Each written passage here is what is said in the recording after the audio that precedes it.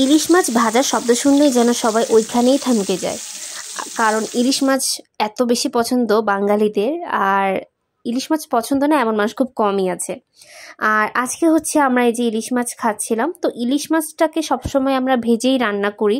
অনেকে ভেজে রান্না করে, অনেকে হচ্ছে শুধু ভাজাটা দিয়েই খেতে পারে।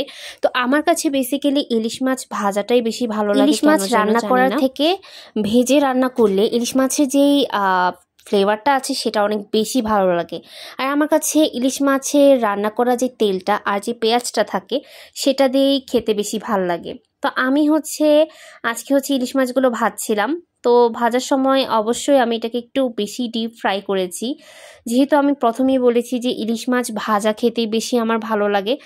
আর এই কারণে এখানে আমি ইলিশ মাছ ভাজা নিয়েছি, আর লাল যে ভর্তাটা সেটা শুকনো মরিচের ভর্তা, যেটা আমার। আর এইখানে রান্না করা হচ্ছিল পেঁপে দিয়ে গরুর মাংস। অনেক দেশে এইভাবে রান্না করে খায় অনেকে। আর আমার কাছেও মাঝে মাঝে গরুর মাংসের সাথে এইভাবে পেঁপে দিয়ে আলু দিয়ে রান্না করলে ভীষণ ভালো লাগে। এতে যেমন সবজির চাহিদাটাও মেটে, ঠিক তেমনভাবেই খাবারটাও কিন্তু ভীষণ টেস্টি হয়। কারণ সবসময় আসলে ভুনা খেতে ভালো লাগে না। আর এখানে বিকালবেলা আমি একটু বার্গার খাচ্ছিলাম, তো বার্গারটাকে আমি প্রিপেয়ার করে নিচ্ছিলাম। তো প্রথমে এখানে বার্গারগুলোকে আমি মেয়োনিজ দিয়ে শসা দিয়ে ভালো করে মিক্স করে নিচ্ছিলাম। তারপর এখানে এই যে কাবাবটা একদম সলিড গরুর মাংসের সাথে একটু ব্রেড দিয়ে তৈরি করা হয়েছিল। তো এইভাবে বিকালে বা সকালের নাস্তায় আমরা বার্গার বন দিয়ে বার্গারটা তৈরি করে থাকি। আর এখানে ইলিশ মাছের মাথা দিয়ে দুপুরবেলা রান্না করা হচ্ছিল কচুরলতি। আর এইটা অনেক বেশি মজার হয়। এটা অনেকেই জানেন যে ইলিশ মাছের মাথা দিয়ে কচুরলতি যখন রান্না করা হয় ঠিক তখন কতটা বেশি মজার হয়। তো এখানে ইলিশ মাছের মাথাটাকে ভালো করে কষানো হচ্ছিল, তারপর এখানে দিয়ে দেওয়া হয়েছে কচুরলতি। তো ভালো করে সব কিছু একসাথে আমরা মিক্স করে নিচ্ছিলাম। আর এই কচুরলতিটা যখন ইলিশ মাছের মাথা দিয়ে রান্না করা হয় তখন অনেক বেশি মজার হয়।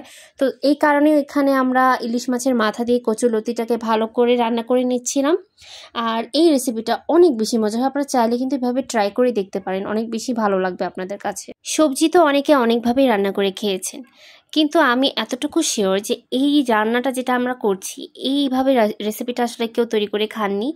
এটা আমরা আলু আর সাথে এখানে কালো জিরার ফোড়নটা দেওয়া হয়েছে, সাথে এখানে দেওয়া হয়েছিল চিচিঙ্গা, যেটা খেতে অনেক বেশি মজার হয়। আর এর মাঝে যদি একটু ডিম দেওয়া যায় তাহলে তো কথাই নেই। তো সব মিলিয়ে এই রেসিপিটা আমরা মাঝে মাঝে দুপুরে খেয়ে থাকি। আমার কাছে ভীষণ ভালো লাগে, আমার ফ্যামিলির সবার কাছে অনেক বেশি পছন্দের খাবার এইটা।